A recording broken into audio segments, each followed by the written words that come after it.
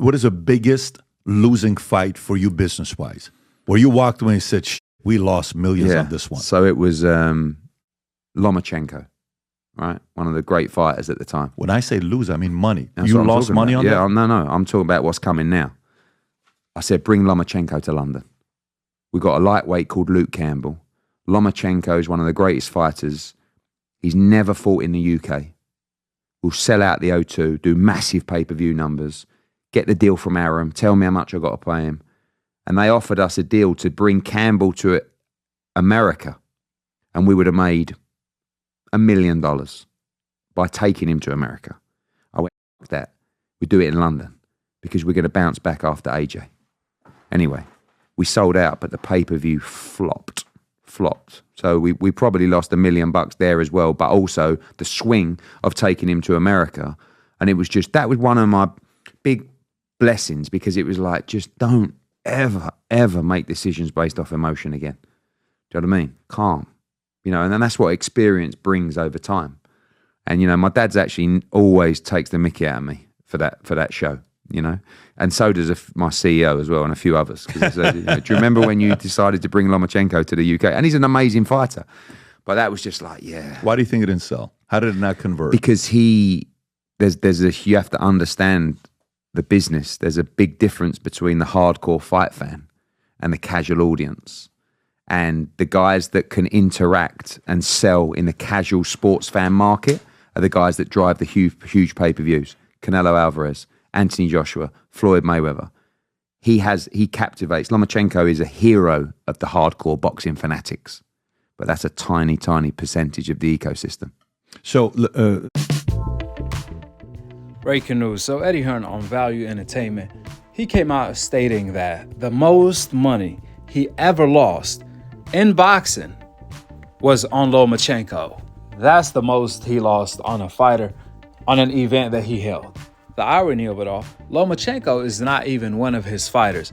He just did a one-off with him against Luke Campbell, a fight that took place in the UK, where it was Luke Campbell actually who sold the fight over there. He had a huge following in the UK, obviously, since he's from over there, and he won a gold medal from the UK. Well, that's how much of a flop Lomachenko has been. However, he has been flying under the radar because he has the complexion for the connection to get the ultimate protection. What a coincidence that we never heard old media and Bob Arum document Lomachenko flopping his entire career while downplaying all of the fighters on the coincidental list who do way better numbers than Lomachenko. Remember when Bob Arum came out years back stating that he lost so much money on Crawford, he could have had built a house in Beverly Hills. Ironically though, the moment Crawford contract was up with Bob Arum a year after he said that, Bob Arum tried his best to re-sign Crawford, which Bob Arum actions did not match what he was saying about Crawford. How you gonna say, more specifically, how is Bob Arum gonna say, I lost so much money on Crawford that I could have had built a house in Beverly Hills, and even worse than that, then Bob tried his best desperately to re-sign Crawford again? That didn't add up at all. The math is not mathing. Was Bob trying to lose some more money? If so, why was he complaining about losing money? We know that can't be the case because Bob Arum wouldn't be complaining about losing money to begin with. Action speaks louder than words. Ironically, after that, Crawford went on to produce the biggest fight of the year against Errol Spence, where they did one of the biggest gates of all time. Even after that, Crawford fought in a stadium and sold that out against Madrimov, an unknown opponent. I can talk about Crawford's success and exceeding expectations even when he was with Bob Arum. Crawford was doing the biggest numbers on television on any network. Against Benavidez, Crawford did 2.7 million on ESPN, numbers that they never seen on ESPN for years or any other network.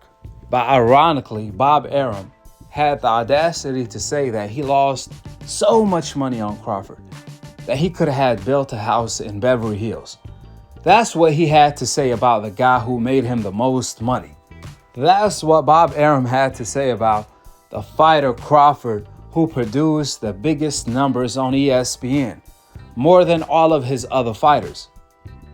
Meanwhile, Bob Arum had nothing but praise to say about Lomachenko, who stayed flopping. However, Bob Arum always covered up for Lomachenko. These are the clear double standards in the sport of boxing. They are as clear as day. Even Stevie Wonder could see them. This is the reason why Terence Crawford ended up suing Top Rank for racial double standards and won. They settled out of court where Crawford was paid a whole lot of money, but they never talk about that. You never hear old media talk about that. In fact, it's the contrary. Old media buried the story.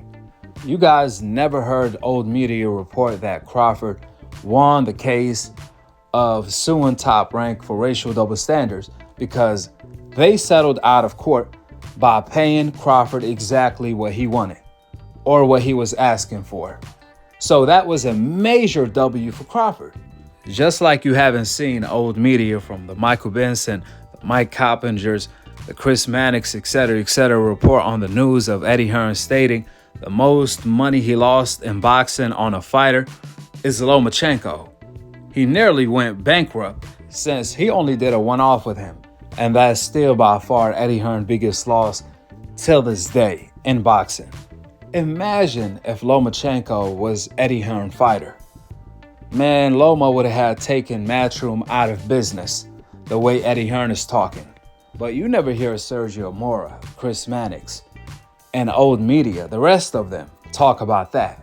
In fact, they buried the story since it does not fit their agenda. That's why. Last but not least, it's a fact that is not up for debate that Crawford from day one has always been a bigger star than Lomachenko. People lie, women lie, promoters lie. However, numbers don't lie. And numbers say Crawford is by far the bigger star than Lomachenko. Then why is it Bob Arum sat up here and said he lost so much money on Crawford he could have had built a house in Beverly Hills? And even worse than that, Bob Arum was trashing Crawford, and he was pretty much trying to sabotage his career after his contract was up. Meanwhile, Bob Arum never said that about Lomachenko, who's a way less star than Crawford, who lost him way more money than Crawford if that's the case.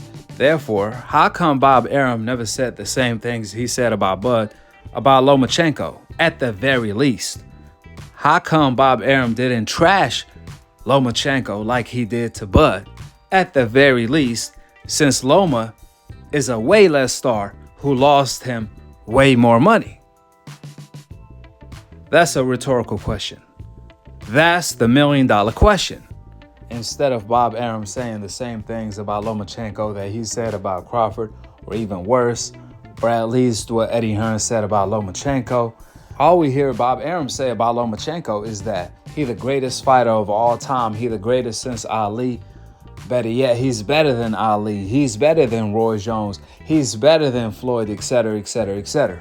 Why, if you may ask? It's the same reason ESPN erased Lomachenko's loss.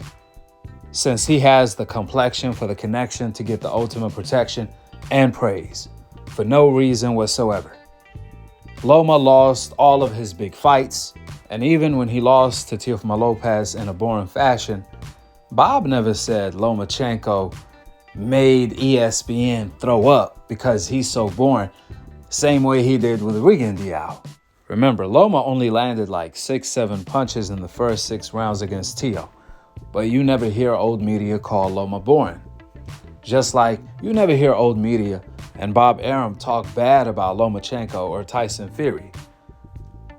When Tyson Fury came to the USA, he only sold 3,000 tickets, and they did like 4 documentaries on him. Lomachenko, since he been to the USA, he can't sell.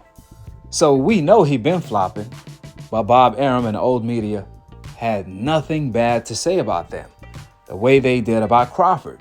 even though it wasn't true. Crawford was doing way better numbers than they did. If Bob want to convince us he lost all of this money on his biggest star, Crawford, who was producing the biggest numbers, then that means Bob Arum also lost on all of his other fighters that fight on ESPN, who produce way less numbers. You guys can't blame that on getting paid, because Bob Arum was paying Lomachenko and Crawford on average around the same thing. However, Crawford was producing and always have produced way better numbers. Likewise for Tyson Fury, they paid Tyson Fury more than $10 million to fight 2 cherry picks when he came to the USA. Each fight, Fury got paid more than $10 million just to produce horrible numbers. I'm talking about flops on television and sell less than 4,000 tickets. Meanwhile, Crawford was getting paid around $3 million and doing the highest numbers on ESPN, along with selling 12 to 15,000 tickets every fight. So the math is not math, and clearly this is not about numbers. Clearly this is personal, which is why Crawford sued Top Rank and, more importantly, won, where they settled out of court and he was paid exactly what he wanted.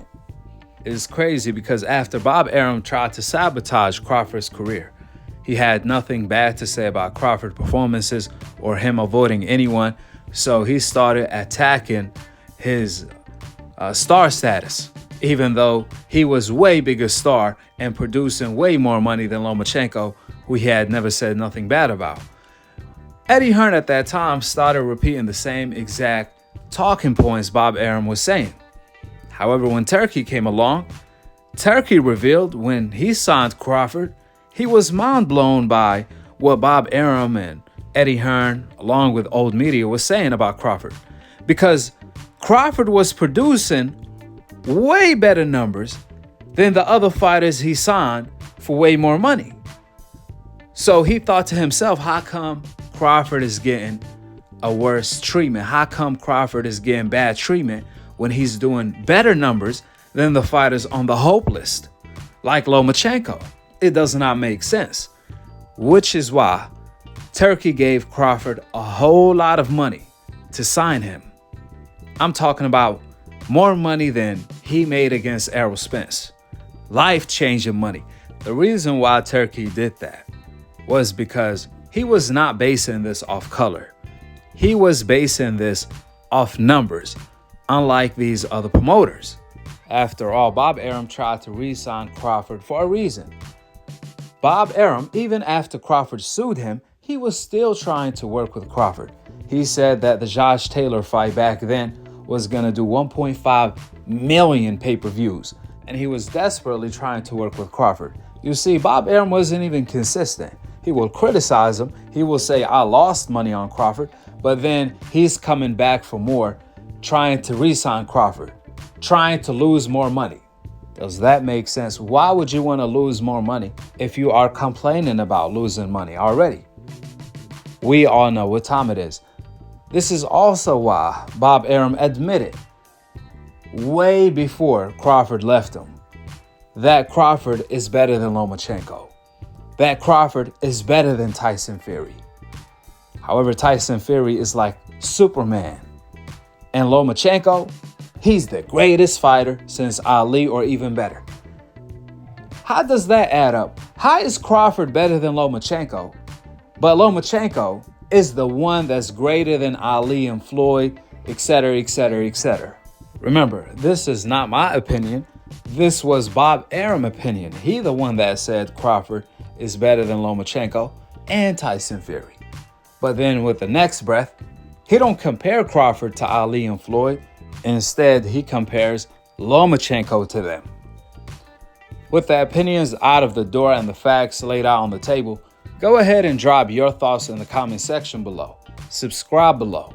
And to be continued on the next episode of Akhi, Akhi TV. Peace. Alaikum assalam wa rahmatullahi wa barakatuh. Companies and Top Rank, like I know y'all had a situation. Lawsuits were filed.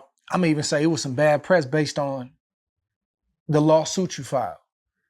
And I've been there. I don't understand the response from people a lot of times. Like they don't know the inner workings. They don't know what happened, what didn't happen. They sitting on the sidelines and they comment on the situation that they don't know about. And every time a fighter stands up and says, this is what I'm gonna do, I'm gonna spend the money to fight for myself, they seem to have a problem with it. We haven't heard anything about the Top Rank situation. I'm gonna just ask you this. Are you pleased and satisfied with how that situation ended? Of course. I see you smiling. Of course. You know what I mean? I'm happy. I'm pretty sure Top Rank happy that it's all over. We did what we had to do to, you know, settle it in court. You feel like sometimes your situation aside that it's necessary, sometimes you gotta shake that cage in order to get your respect and to get the freedom that you want? Definitely. It wasn't nothing about it. Freedom, it was more so about respect. When you got somebody that's big as Top Rank that been around for decades, they tend to be bullies and think that they can do what they want when they want because of who they is and what they've accomplished. And fighters like myself that's not crazy trying to be out there and do the out of the world type things, you know, can't fight fire with fire. So when you stand up for yourself and you willing to go tooth and nails with a big company like that, that just shows, you know, you're gonna respect me. Not in the ring, but you're gonna respect me outside the ring in business as well. And I believe that, you know, we accomplished that. Yeah. Man, I'm proud of you, bro.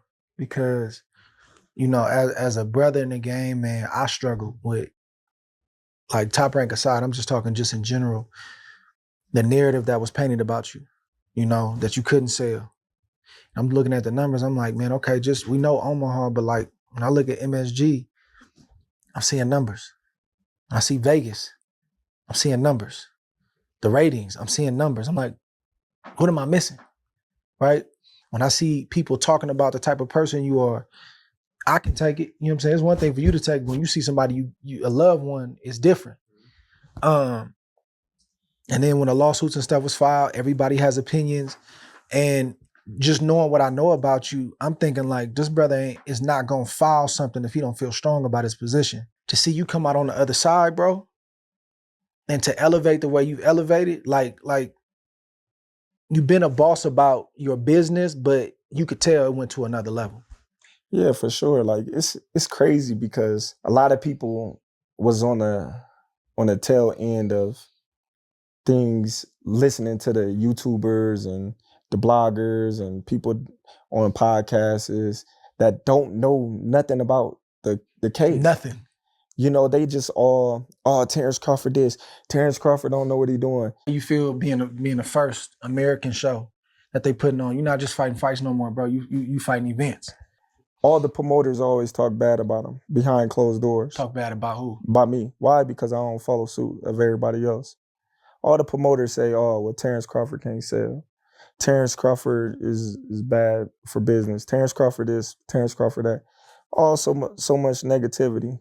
But when you look at my numbers compared to they fighters that they trying to push, it's night and day. Yeah. It's always been night and day.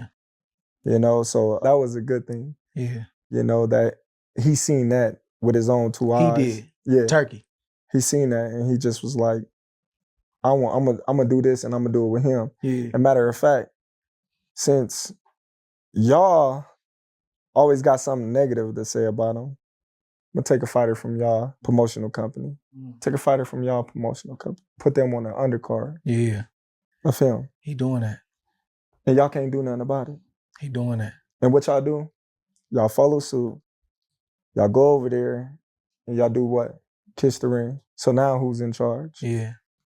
He just bringing boxing and the excitement back to boxing the way it should be, where all the promoters should be working together instead of trying to compete with each other and trying to, you know, stall out this promotional company because they got all the 135 pounders and this promotional company only got 2. So they